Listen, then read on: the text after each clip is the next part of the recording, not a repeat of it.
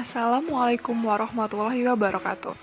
Kami dari kelompok 8 Praktikum Komunikasi dan Konseling Farmasi akan membagikan informasi mengenai swamedikasi batuk. Apa itu swamedikasi?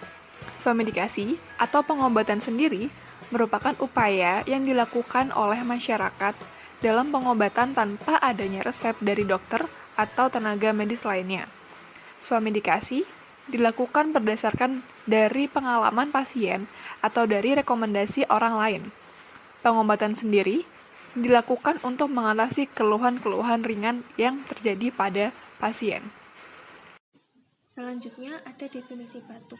Batuk merupakan mekanisme pertahanan diri paling efisien dalam membersihkan saluran nafas yang bertujuan untuk menghilangkan mukus, zat beracun, dan infeksi pada laring, trakea, serta bronkus. Maka, batuk juga bisa menjadi pertanda utama terhadap penyakit pernapasan.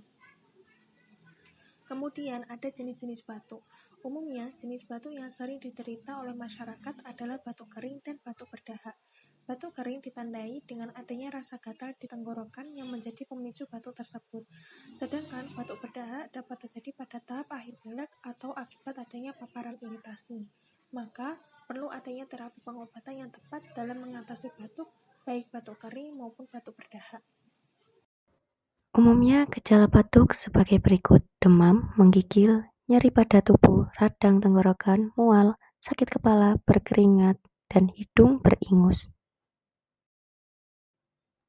Penyebab dari batuk adalah sebagai berikut: penyakit jangka panjang yang kambuh, rinitis alergi, GERD, cairan dari hidung yang menetes ke tenggorokan, merokok atau menggunakan tembakau dengan cara lain, paparan debu, asap, serta senyawa kimia.